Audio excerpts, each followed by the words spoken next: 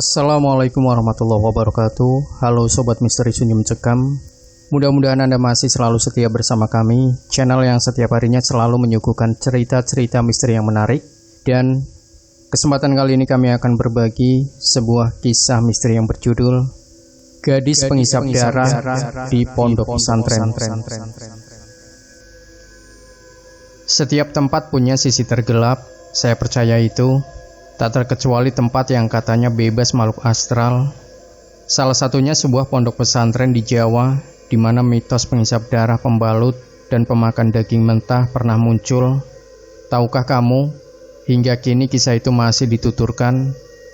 Jadi begini, mitos pengisap darah pembalut dan pemakan daging mentah itu berawal.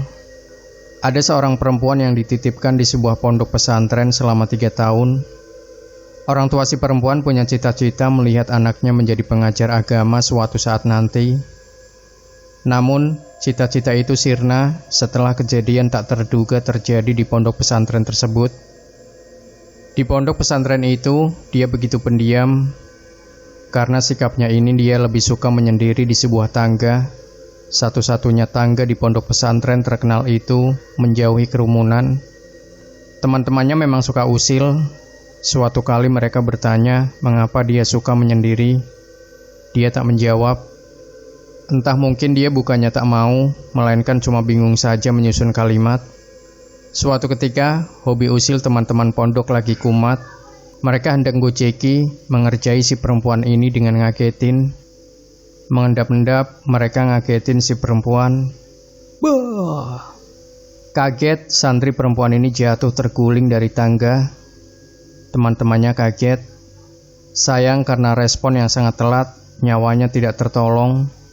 Dia meninggal saat itu juga. Pondok pesantren geger, anak-anak kaget campur bingung. Orang tua santri perempuan tersebut sangat terkejut. Mereka tidak menyangka cita-cita yang diharapkan ternyata kandas. Orang tuanya memang sangat sayang kepada anaknya. Saking sayangnya, tersiar kabar burung kalau kedua orang tua santri perempuan itu berniat menghidupkan kembali anaknya.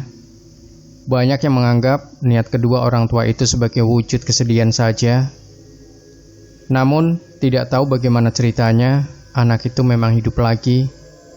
Entah kekuatan apa yang digunakan oleh orang tuanya.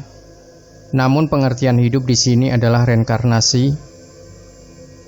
Ya, beberapa tahun setelah kejadian naas itu, ada seorang santri perempuan yang kebetulan mirip sekali dengan almarhum. Bahkan namanya pun sama, namanya Haruna, tentu saja nama disamarkan. Banyak orang yang bilang kemiripannya kebangetan banget, mulai dari fisik sampai sifat-sifatnya. Dia pendiam, suka menyendiri. Bahkan tempat favoritnya juga sama, yaitu satu-satunya tangga di pondok pesantren, di sebuah gedung yang bernama Govan. Nama gedung juga saya samarkan. Haruna yang baru memang mirip dengan almarhum. Namun kali ini sifatnya tambah aneh saja. Ketika waktu sembahyang tiba, Haruna malah menghilang.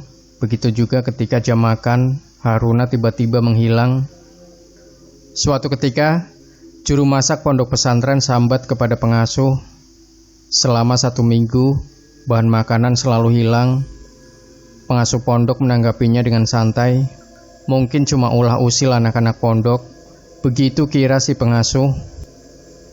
Tapi yang selalu hilang itu daging mentah loh, kata si juru masak.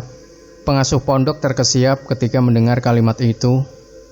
Buat apa anak-anak mencuri daging mentah? Tidak masuk akal.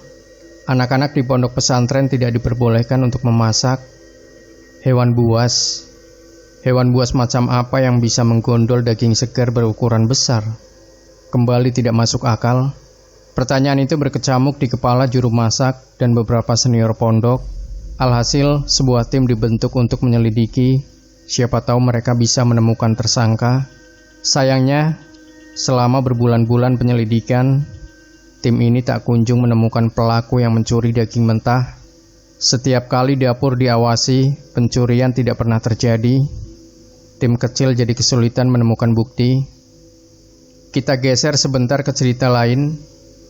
Di pondok pesantren itu ada seorang bapak yang berprofesi mengambil sampah. Dia bercerita sudah lebih dari seminggu dia tidak menemukan sampah pembalut. Dia sangat heran, masa ratusan santri perempuan di pondok punya siklus haid yang sama? Ini tidak mungkin terjadi. Tingkat keanehan ini dianggap sama misteri hilangnya daging mentah. Oleh sebab itu, tim yang pernah bertugas untuk mencari sosok pencuri daging mentah diterjunkan kembali. Akan tetapi hasilnya sama saja, nihil. Pencarian tak kunjung membuahkan hasil. Aneh sekali. Makhluk macam apa yang memakan daging mentah dan juga menghisap darah pembalut? Vampir. Kalau iya, hebat sekali bisa menembus barikade anak-anak. Belum lagi senior dan pengajar yang fasih membaca kitab suci dan mengusir makhluk astral.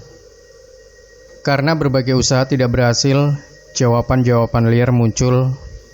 Kecurigaan dialamatkan ke sosok yang dianggap paling beda di pondok, yaitu Haruna. Kebiasaannya menyendiri dan menghilang di momen-momen tertentu menjadi pembenaran. Ketika diajak ngobrol soal masalah ini, Haruna diam saja. Diam yang justru membuat kecurigaan makin berkembang. Namun pengasuh pondok juga sadar kalau mereka bukan polisi. Mereka hanya diberi wewenang untuk bertanya, bukan menyudutkan, apalagi menghakimi. Dua kasus itu pun ditutup tanpa kejelasan. Nama Haruna menjadi legenda di pondok itu. Bahkan, dia sempat diberi julukan penghisap darah. Julukan yang saya pikir berlebihan. Tapi apa boleh buat? Memang demikian mitos yang dikisahkan. Kisah hilangnya daging mentah dan pembalut dari sampah ini diceritakan dari generasi ke generasi. Cerita ini selalu diceritakan kembali oleh senior ketika menyampaikan peraturan-peraturan yang tidak boleh dilakukan anak baru. Salah satunya ketika ingin membuang pembalut, pastikan tidak ada satu tetes pun darah yang tersisa di pembalut. Pastikan bersih. Kita tahu arah anjuran ini. Ada yang menganggap senior itu sedang membicarakan slogan yang selalu terpampang di kamar mandi. Kebersihan sebagian dari iman. Akan tetapi, siapa yang tahu bahwa karena hanya sebagian, berarti sebagian yang lain berarti kekotoran, dan bisa jadi itu adalah milik penghisap darah. Seperti peran yang dimainkan oleh Christine Hakim di bagian akhir film besutan Joko Anwar berjudul Perempuan Jahanam. Pertanyaannya, apakah benar Haruna yang memakan daging mentah dan menghisap darah di pembalut? Sekali lagi, tidak ada yang tahu pasti. Mungkin butuh penjelasan Om Hao atau Sarah Wijayanto. Namanya juga cerita misteri, mengutip dari pembukaan YouTube Diari Misteri Sarah. Kami tidak memaksa kalian untuk percaya dengan apa yang kami percaya.